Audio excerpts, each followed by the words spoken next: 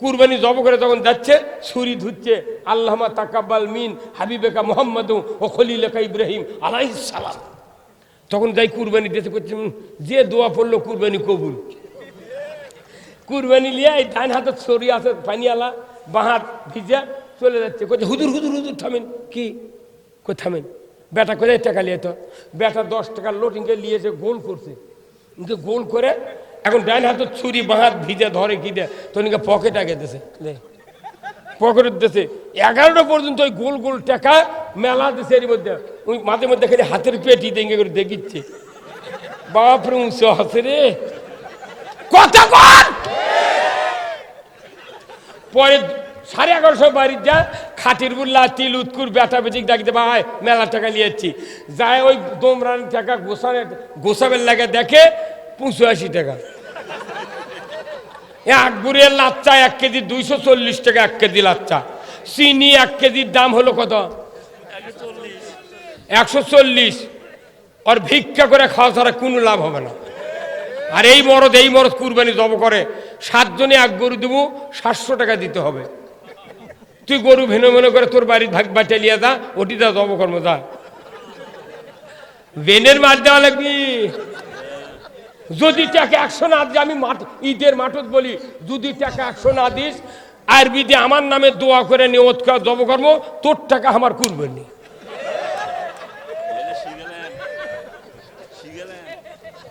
কতক্ষণ কে 318 টাকার Prince cycle যখন আসছিল বগুড়া গোয়াল রোডে, ওই যে গোয়াল রোডে পার্ক ওটি সাইকেলের দোকান নাই, 318 টাকার প্রিন্স সাইকেল।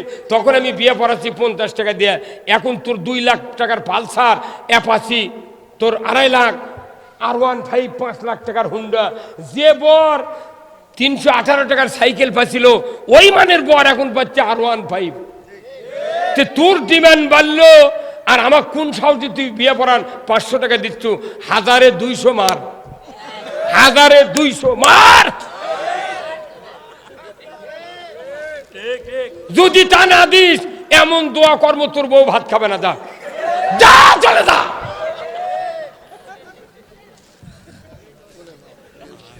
কি কথা ঠিক কিনা? সব জিনিসের উন্নতি হয়, সব জিনিসের দাম বাড়ে, হুজুরকে কোনো দাম বাড়ে না। সরকারি অফিসাররা চাকরি করে 32 বছর, 1 কোটি টাকা গ্র্যাচুইটি পেনশন পায়, যতদিন বাঁচবি হাফ বেতন পায়। ওই মরবি, ওর বউ বেতন পাবি, ওর বউয়ের যে ন্যাংরা ব্যথা থাকে, বিটি থাকে, তাই বেতন পাবি। 75 বছর সরকারি অফিসার করে হাড্ডি বেতন পায় ওই নামাজ ঘরের গোরস্থানের থেকে। 75 বছর বেতন পায় হারুয়া, আর বউ তুলে নিয়ে খায় আর মুস্তাবায়। আর সরকারি অফিসারকে বয়স বাড়ে, বেতন বাড়ে, আর মসজিদের ইমামের বয়স বাড়ে, বেতন কমে। কয় হুজুর আপনার দাঁত পড়ে গেছে, কথা বোঝা যায় না, আর দেন আসেন না। এই হুজুর হাসেন কে? কথা ঠিক কিনা? আপনার কারণে বেতন হচ্ছে না, সেই দোয়া করবেন। আপনার মসজিদের মোতাল্লির বেটা চাকরি করছে, BCS পরীক্ষা দিচ্ছে, কত ভাইবা দিচ্ছে, PhD করছে, কত বেতন পাচ্ছে। আমি 200টা বিয়ে পড়াচ্ছি এই জীবনে, একটা খালি ভাত খায়নি। তা পায়ের 6 লোক, আমি তো আর পড়ানোর সময় জানি না ভাই। মেয়ে আছে বাপের ঘরের মাঝে, আমি বিয়ে পড়াচ্ছি, তো পায়ের হচ্ছে 6 লোক। এই 6 লোক থেকে বর আর ভাত দেয়নি। তা 200টা বিয়ে পড়াচ্ছি। আমি যার বিয়ে পড়াচ্ছি, আমার এই যত বিয়ে পড়েছে তার মধ্যে একজনের বেটা 1.5 লাখ টাকা বেতন পায়। আমি যার বিয়ে পড়ানো তারই শোল পাচ্ছি 1.5 লাখ টাকা বেতন, আর আমি বিয়ে পড়েছি, আমি বেতন পাচ্ছি 6,000। কচুর সাথে গলার ধরে মরা ভালো রে পাগল। আমাকে দেশের ইমামরা, আমরা টাকার পাগল নই। কয় তোরকে টাকা লেগে কে? কয় হুজুর আপনাকে টাকার বরকত আছে। তো একটা মোতাল্লির বেটা BCS পরীক্ষা দিচ্ছে, দিয়ে রিটেনে চান্স পাচ্ছে, আবার ভাইবা দেবের কাছে শুক্রবার দিন ইমামক কাছে, হুজুর আমার বেটা আনা ভাইবা দেবের কাছে দোয়া করবেন, আমি আনা মিষ্টি আনছি, আপনি দোয়া করবেন যাতে আমার বেটার চাকরিটা হয়। মিলেট টিলেট করে দোয়া করেছি, আল্লাহ দয়া করে মোতাল্লির বেটার চাকরিটা করে দিবেন আল্লাহ। খুব কান্দে দেব, ধনী মানুষের দোয়া তো মিশে লাখটা নাই, 3-4 বেটা নিচে খুশি হয়ে গেছে। যে কান্দা কান্দলো দোয়া কবুল হয়ে গেছে। আর ইমাম আবার শেষে দেখা করছে, আল্লাহ চাকরিটা তুমি দিও, কিন্তু বেতন আমার লাগান করে দিও। আর মোতাল্লি খেপা, হ্যাঁ কত টাকা খরচ করে চাকরি পড়াচ্ছি তুমি জানো, তোমার লাগান বেতন হবি। তখন ইমাম করছে, কে হুজুর আপনি না কন হুজুরকে টাকার বরকত বেশি, তাহলে বরকত আমার ঘর থাকবে, আপনার উঠিয়ে না দেয়।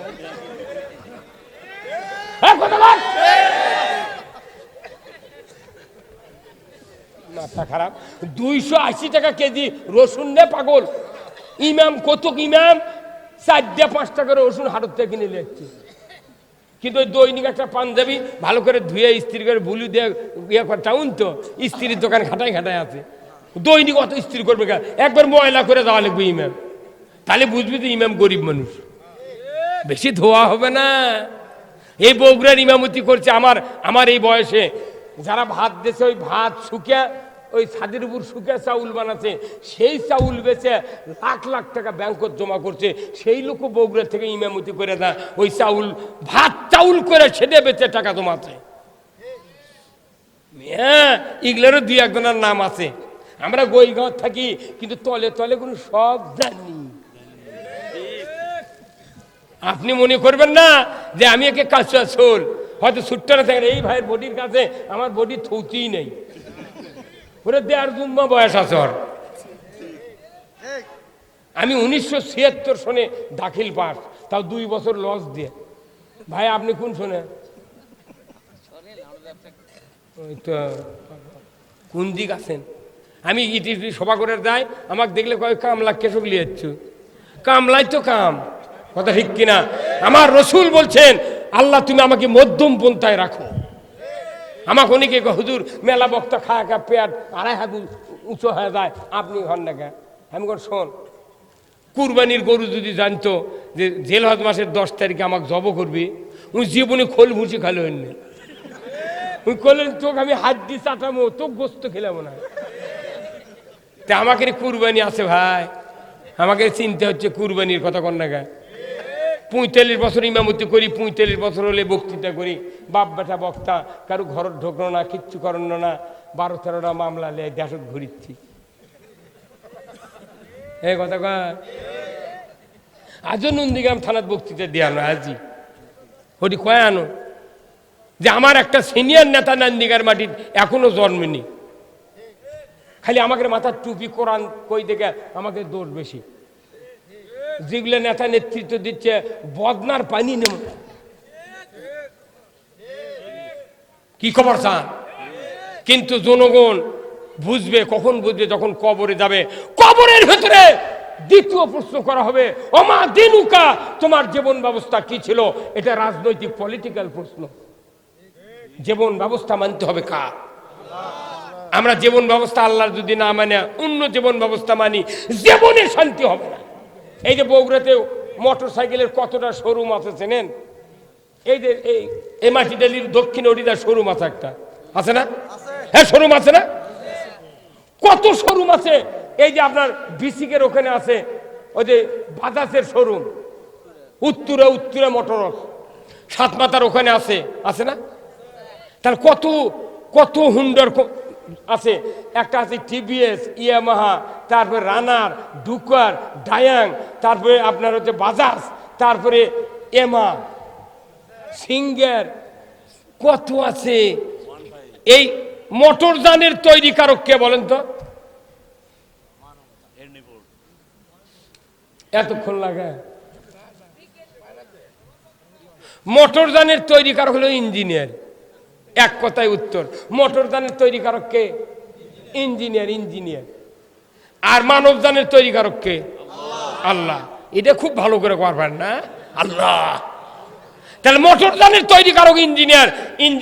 265টা পার্টস নিয়ে মোটরযান তৈরি হয়।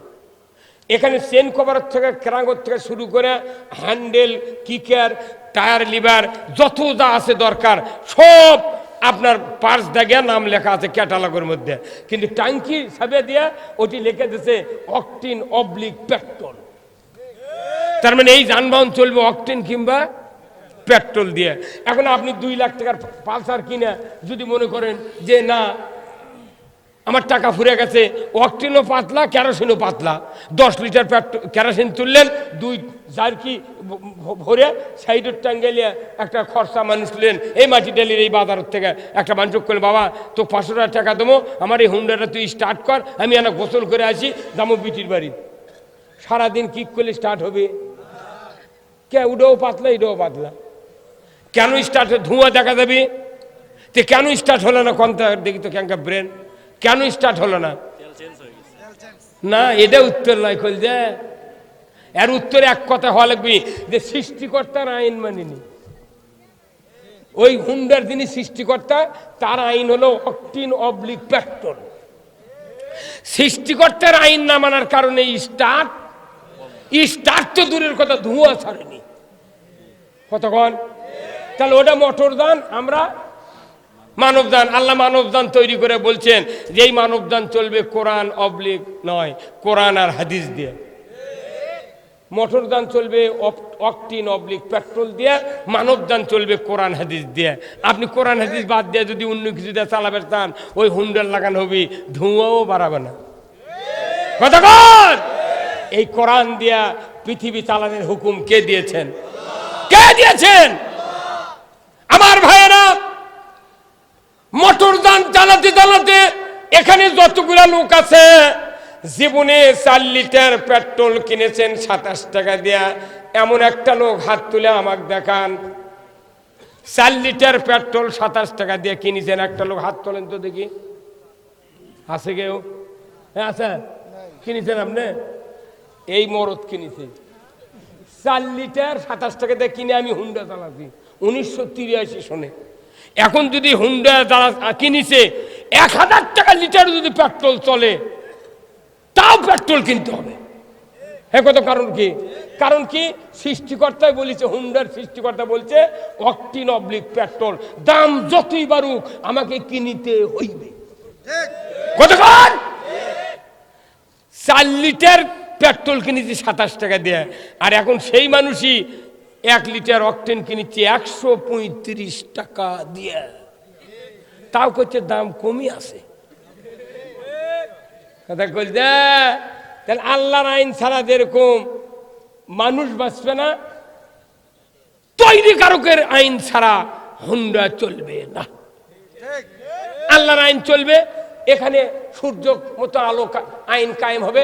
সূর্য যেরকম গরিবের, ধনী মানুষের, হিন্দু, মুসলিম, বৌদ্ধ, খ্রিস্টান, কাফের, ইমাম, ব্যবসায়ী, প্রত্যেকটা রন্ধে রন্ধে সূর্যের কিরণ যায়। আমার আল্লাহ বলছেন, আমার আইন যদি তুমি চালু করো, পুরো পৃথিবীর আনাচে কানাচে আমার কোরআনের শান্তি কায়েম হয়ে যাবে। ধরে মন ঠিক কিনা? এই খুতবার ভেতরে আজকেই পড়েছেন আপনারা ইমাম সাহেবরা, খয়রুল কুরুনি কারনি। কি পড়ছেন? খয়রুল কুরুনি কারনি। রসুল জবানে বলছেন আমার যুগ সেরা যুগ। জোরে কোন আল্লাহু আকবার। আমার যুগ সেরা যুগ। কেমন করে রসুল বললেন? একজন সাহাবী 5 পাসের ডিগ্রি ছিল না, দাখিল পাস ছিল না, দাওরা পাস ছিল না, পিএইচডি ছিল না, ডক্টরেট, প্রফেসর, আল্লামা, মুফতি, কোনো ভাইস প্রিন্সিপাল, অধ্যক্ষ ছিল না, কোনো সাহাবীর কোনো ডিগ্রি ছিল না। নন ডিগ্রি মানুষগুলিকে আল্লাহ রসুল কোরআন শোনায়া শোনায়া এত জ্ঞানী করলেন। এই মানুষগুলি সমাজে থাকলে অশিক্ষিত লোকেরা, রসুল নিজে বললেন মসজিদে নববীর মিম্বরে দাঁড়িয়ে, খয়রুল কুরুনি কারনি, আমার যুগই হলো সারা যুগ। রসুলের যুগ কি যুগ? তা আপনি এই কথা আরবি দিয়ে করছেন, কিন্তু মুসল্লি কবেন তো ভাই আমাদের যুগ কি সারা যুগ? মোট মুসল্লি কবি দেন না, আরবি দিয়ে পড়িচ্ছে খয়রুল কুরুনি কারনি। এটা ইমামরা যদি মুসল্লি জিজ্ঞাসা করে, বলেন তো আমাদের বাংলাদেশের এই যুগ কি সারা যুগ? সব মুসল্লি বলবি না। কেন সারা যুগ হলো না? আর রসুল মূর্খের সমাজে কি দিয়া সারা যুগ তৈরি করলেন? কি দিয়া? জোরে কোন কি দিয়া? তাহলে কোরআন যদি ঘরের ভেতর থাকে এটা কি সারা যুগ হবে না? বুঝতে হবে কোরআন দিয়া কিভাবে রসুল সারা যুগ বানালেন। কারণ কি ওই মূর্খ মানুষগুলি যারা রসুলের মুখে কোরআন শুনে শুনে মুহাদ্দিস হলেন, মুফতি হলেন, বড় রকমের দিনের যাই হলেন, এই লোকগুলির কোনো ডিগ্রি ছিল না। আমার রাসূল বলেছেন যখন কোরআন আসলো তামাম মূর্খ লোকেরা কোরআনের আন্ডারে ছিলেন। জোরে বলুন ঠিক কিনা? মূর্খ মানুষেরা কোরআনের আন্ডারে থাকার কারণে পুরো সমাজে শান্তি কায়েম হয়ে গেল।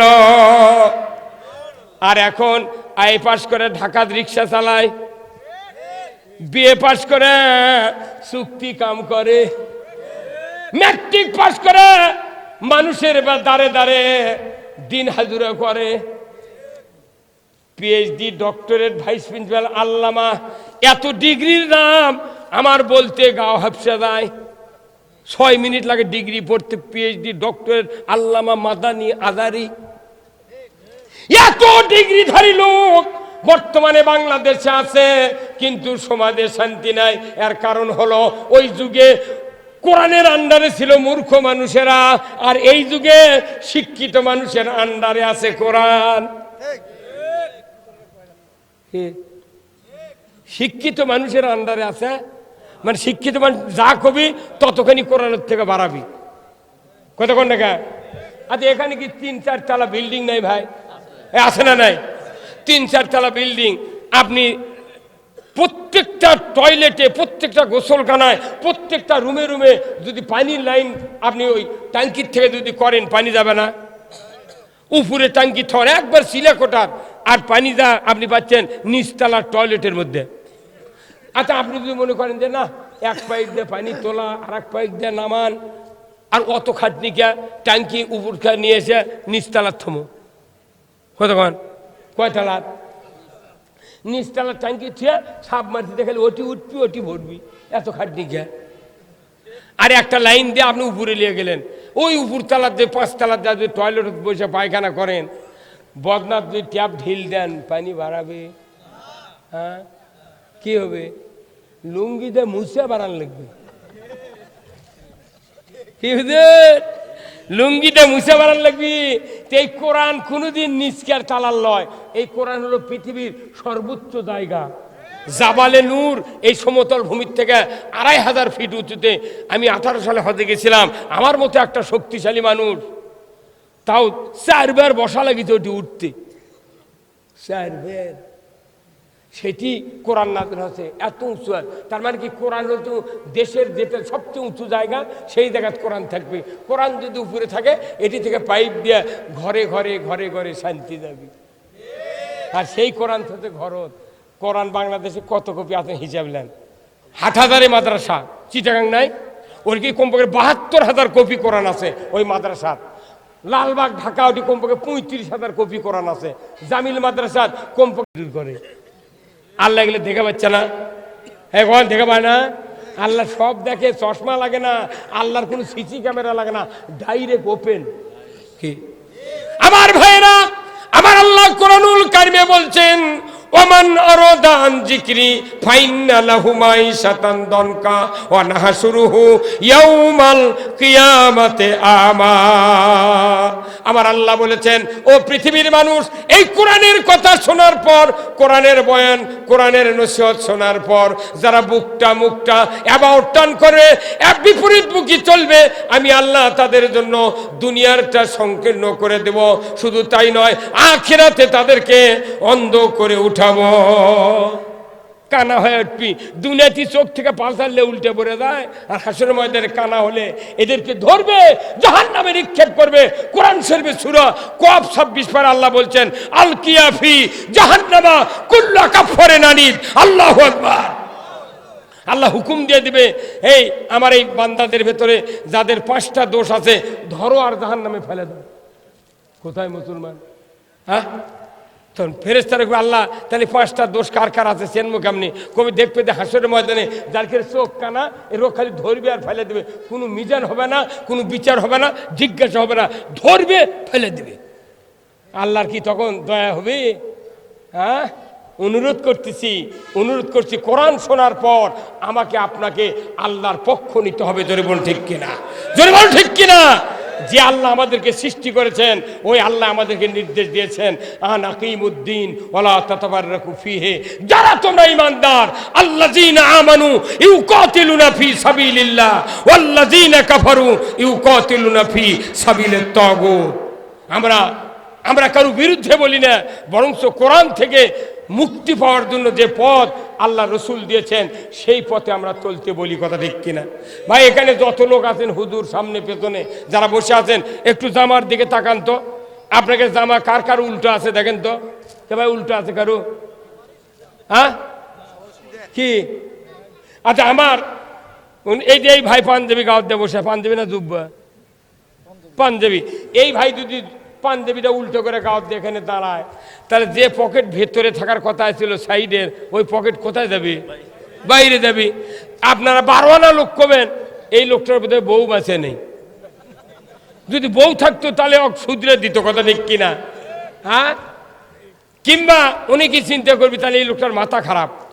ওটা তো উল্টো হয়। আপনারা মন্তব্য করছেন আমার যদি এই কোটির 4 নাম্বার বোতাম যদি 3 নাম্বার ঘাটত লাগায়, তা আপনার কবেন কি পাগল কোনটা নিয়ে আসছে? খালি একটা বোতাম খালি ঘাট চেঞ্জ হচ্ছে, এটা এটি লাগাচ্ছি, তখন কই পাগললে। তাহলে আপনি কতখানি সিধা বোঝেন? কথা ঠিক কিনা? সূরা ফাতিহার ভেতরে কয়টা আয়াত? 7টা আয়াত। একটা আয়াত হলো ইহদিনাস সিরাতাল মুস্তাকিম, আল্লাহ তুমি আমাদেরকে সরল সঠিক পথে পরিচালিত করো। সরল সঠিক সিধা, সরল সঠিক সিধা।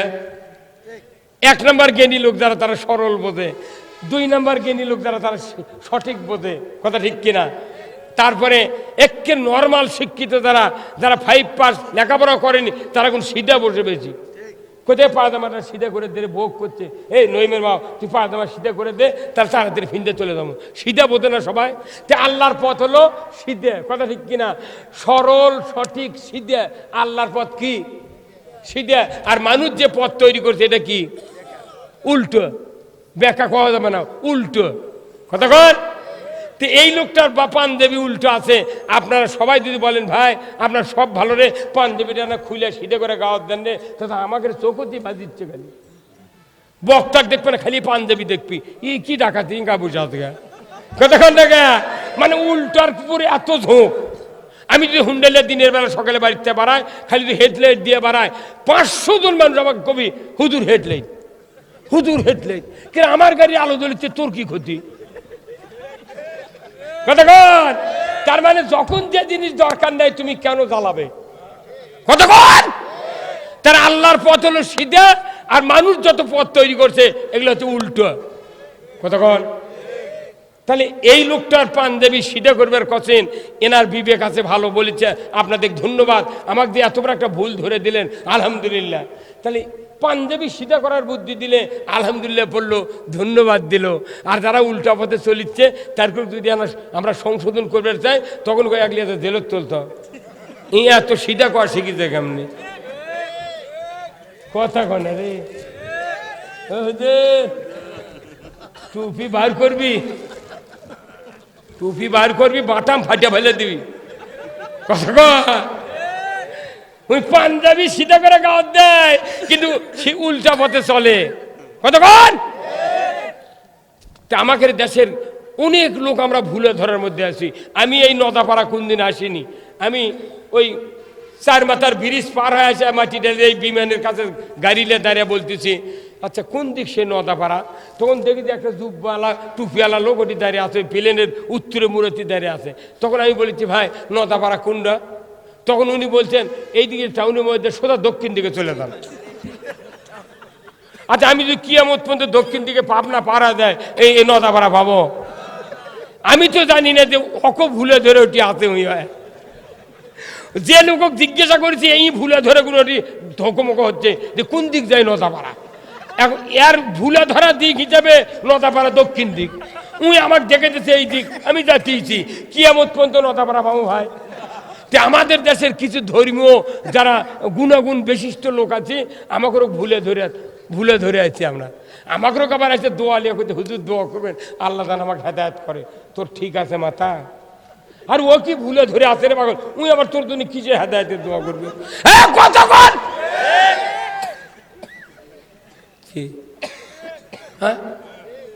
প্রত্যেক আলেম ওলামা যদি এক কথা বলতাম যে এই পথে চললে জান্নাতের পথ, এটা হলো জাহান্নামের পথ, আল্লাহর ইজ্জতের কসম সকল আলেম ওলামা যদি এক হতো, বাংলাদেশে কোরআনের উপর কোনো জুলুম আসতো না। হ্যাঁ কতক্ষণ আমরা ওই অন্য নেতা গাইলে কি করব? দোষ আমাকে রে, এরা আসল কথা জানে করছে না। ওই ওই অন্য কোনো নেতার দোষ নাই, কোনো দোষ নাই। কতক্ষণ টাকা এই যে ওবায়দুল কাদের পয়সা না থাকলে জীবনে এই নদা পাড়াবার ইনকে রাস্তা পাইলে হনে। আর এই রাস্তা না করলে এই এনা খালি মিচ্ছানে টুমটুমে এনা সাত দিয়ে হচ্ছে সামান্য 10 ফিট আর 12 ফিট ওঠা, তাই পাশে 56 লাখ, 56 লাখ। 50 বছর হলে এই রাস্তা ধারে জায়গা কিনে থুছে রে, তুই একটা ঘর করে থো। হ্যাঁ গরিব মানুষ পাবে 56 লাখ, উনি কোথায় আর কি করলো রে, খালি একটা টিন দিয়ে করে তুলে তাও 20 লাখ। কি সুযোগ দেখছেন না? এই যে রাস্তা বগুড়া রেলগেট থেকে শুরু করে গোবিন্দগঞ্জ পর্যন্ত যে ফ্লাইওভার গুলো করেছে ওবায়দুল, 30 বছর আগে যাই মরিছে। এক যদি মাইক্রোত করে নিয়ে চোখ বেঁধে রেলগেটের পশ্চিমে ধারে দাঁড়িয়ে যদি কয় ভাই তুই ধর্মত্ব কত, এটা কোন দেশ? কবি লন্ডন কবিরে পাগল, পানির মতো চলিচ্ছে আমরা, রাস্তা করছে ধন্যবাদ। কিন্তু আমার রসুল বলছেন 7 প্রকার ব্যক্তি আরশের নিচে জায়গা পাবে। আল ইমামু আদিলুন, ন্যায়পরায়ণ বাদশা, যারা 1 নম্বরে তারা আরশের নিচে জায়গা পাবে। আমি যদি কোরআন পক্ষে কাজ না করি আমার জায়গা আরশের নিচে নাই। কতক্ষণ লাগে কোথায় মুসলমান? যত উন্নয়ন হোক আমাকে উন্নয়ন করতে হবে কোরআনের। সব জিনিসের উন্নতি আছে, সব জিনিসের দাম বাড়িছে। কতক্ষণ লাগে এই দেশে ছুট্টানা গাভী আছিল, হাইব্রিড জাতের প্রজনন এনে কিটকিটা গাভীর মধ্যে ঢুকে দেয় 20 কেজির বকন বার করছে। কতক্ষণ এইটি হলো ডাক্তাররা করেনি ভাই। আমার মেরিন ইঞ্জিনিয়ার হয়ে ওই জাহাজ যুদ্ধ করছে, আর আমরা বড় বড় মেডিসিন ডাক্তার, এই যে আপনার মইনুল হাসান সাদিক, তার ফিরোজ আহমেদ কোরাইশি, ফিরোজ আহমেদ কোরাইশিকে আমি দেখাচ্ছি, আমার অসুখ হচ্ছিল 89 সনে 25 টাকা ভিজিট নিয়ে ওনাকে দেখাচ্ছি। সেই ফিরোজ আহমেদ কোরাইশি ঢাকাতে রুগী দেখিচ্ছে 15 দিন না 1-1.5 মাস আগে বলে সিরিয়াল দেওয়া লাগে, 2500 টাকা ভিজিট, আমাকে দেখলো 25। কত কোনে রে? ওই ডাক্তারের রুগী আমি ফিরোজ আহমেদ কোরাইশির নাম শোনেন নে? ওনার রুগী আমি ছিলাম 25 টাকা ভিজিট, তাই এখন 2500। ওর ভিজিট বাড়বি ঠিক, আর আমি বক্তৃতা করার টাকা চাইলে কয় হুজুর এত টাকা কি করবেন, তুই কি দেমলে কত মনে করা। ওনারা হলেন বডির ডাক্তার, আমরা হলাম ইমানের ডাক্তার। এই কথা কোন টাকা?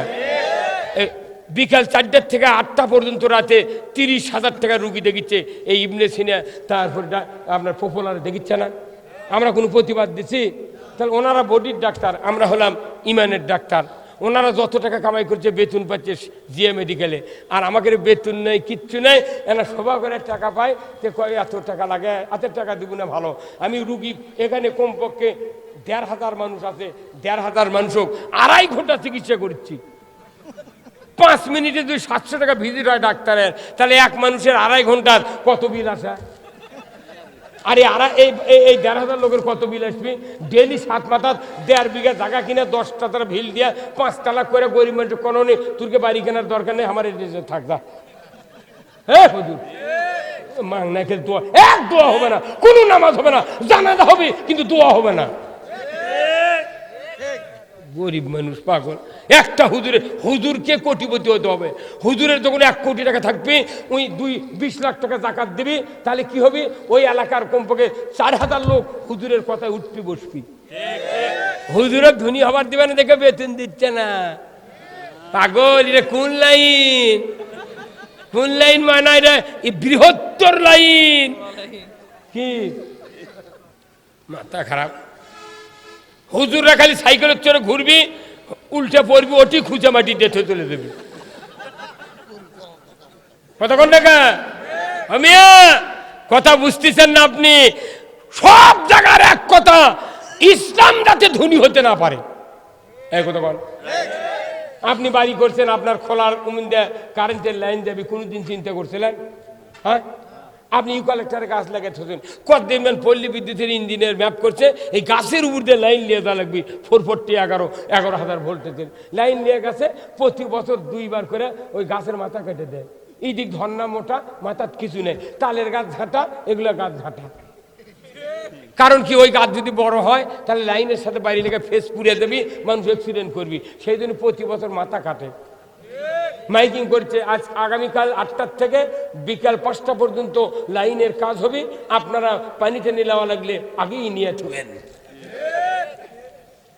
তার মানে কি ওই গাছের বড় হবার দিবে না। যুগে যুগে নবী রাসূল যত পৃথিবীতে এসেছেন, প্রত্যেক যুগে যুগে ইসলাম যখন জায়গায় উঠছে তখনই মাথা কেটে দিয়েছে। ওই বিদ্যুতের লাইনের নিচে জায়গা গাছ হয় না, এঙ্গে দেশ পৃথিবীর ইসলাম যারা একটু বুঝবে তারকে মাথা কেটে দেবে। এখন মাথা কাটার জীবন চলিচ্ছে। ঠিক ঠিক। আপনি মনে করছেন এইভাবে কোনো হুর হাঙ্গামা নাই, দেশকে চালাবি চালাক। শেখ হাসিনা যদি এই আবার গেল ক্ষমতা, যদি নামাজ কায়েম করে, জাকাত চালু করে, পর্দা ফরজ করে, চুরি বন্ধ করে, আর যদি জানা বন্ধ করে, থাকে না 500 বছর। আমি পেজ দেখান তাকে এমন ঘুম দেবো, আজরাইল আলেগে চেতন পাবো। চালা চালা চালা চালা।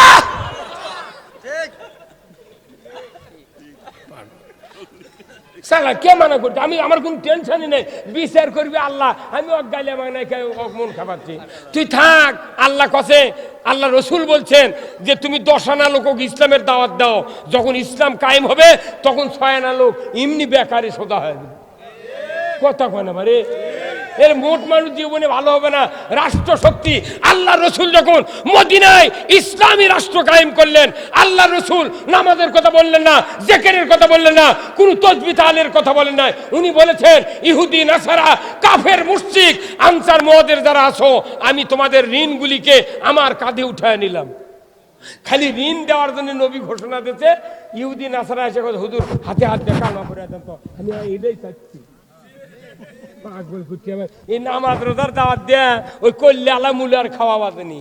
ওই যে রাকিবুল হাসান রাকিব ভাই, এনাক দেওয়া লাগবি দাওয়াত, ওই মতিন ভাইয়ের দাওয়াত দেওয়া লাগবি, ওই শিফারক দাওয়াত দেওয়া লাগবি। কথা ঠিক কিনা?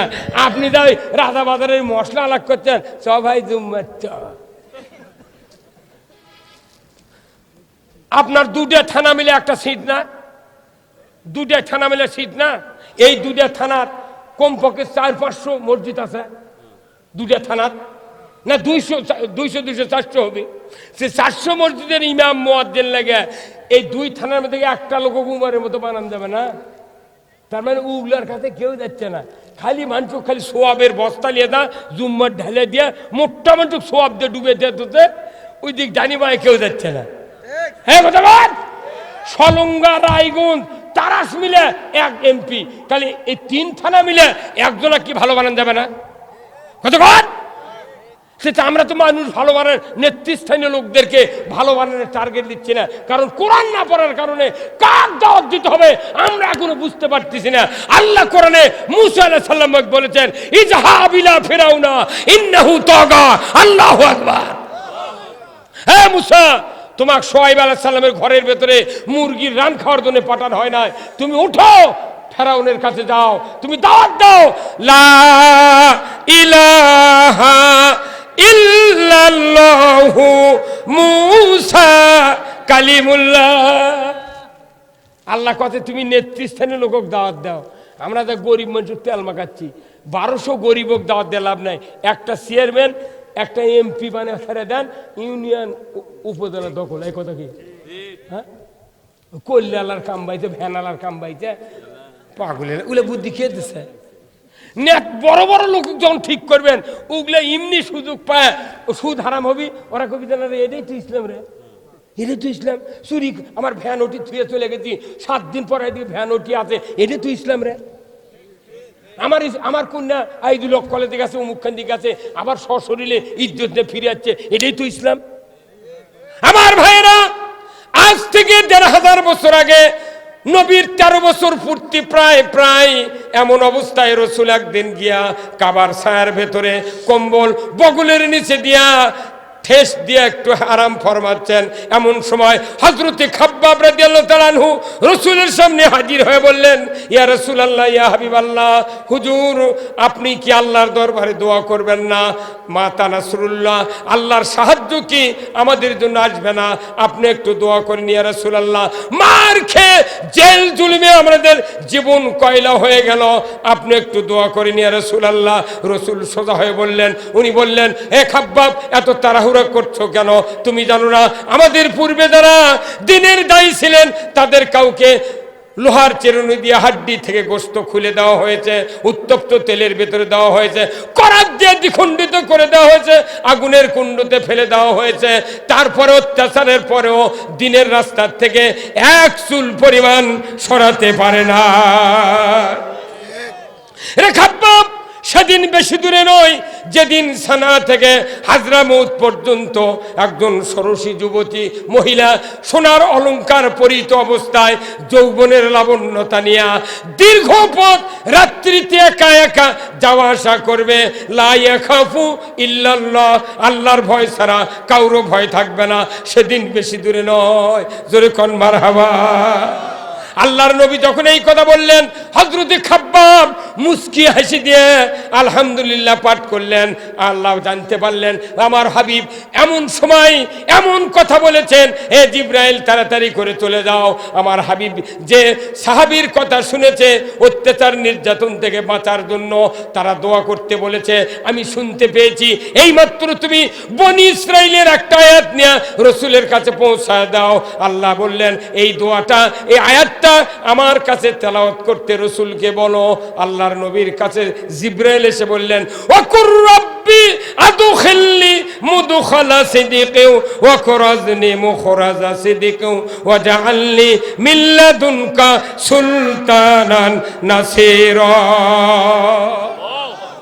আমার আল্লাহ বললেন, যাও তুমি এটা পৌঁছায় দাও, আমার কাছে দোয়া করতে বলো, আল্লাহ তুমি আমাকে সত্যবাদীদের দলভুক্ত করুন, সত্যবাদীদের কিনে একত্রিত হয়ে আল্লাহ আমাকে একটা ইসলামী রাষ্ট্র দান করুন, না অন্য একটা রাষ্ট্র দিয়ে আমাকে সাহায্য করুন। এতটুকু কথা বলার সাথে সাথেই রসুলের কথা আল্লাহ শুনতে পেয়ে বললেন, জিবরাইল আমার হাবিবকে ঘোষণা দিয়ে দাও, অল্প দিনের ভিতরেই মক্কার থেকে হিজরত করে মদিনায় যেতে হবে। কারণ এই নির্যাতন নিষ্পেষণ বাঁচার একমাত্র উপায় মদিনায় গিয়া রসুল যখন ইসলামী রাষ্ট্র গঠন করবে, নবী যখন প্রেসিডেন্ট হবে, তখন ইমানদারের উপরে কোনো নির্যাতন হতে পারবে না। কথা ঠিক কিনা? আসুন আমার ভাইয়েরা, আমি আপনাদেরকে এতটুকু কথা বললাম, আল্লাহর রসুলের আদর্শ ছাড়া পৃথিবীর জমিন থেকে বিদায় হলে কবরে হাসরে মিজানে মুক্তি পাওয়া যাবে না। ধরে বলুন ঠিক কিনা? মুসলিম আমি, সৈনিক আমি চির রণবীর, আল্লাহকে ছাড়া কাউকে মানি না, নারাই তাকবীর। মুসলিম আমি, সৈনিক আমি চির রণবীর, আল্লাহকে ছাড়া কাউকে মানি না, নারাই তাকবীর।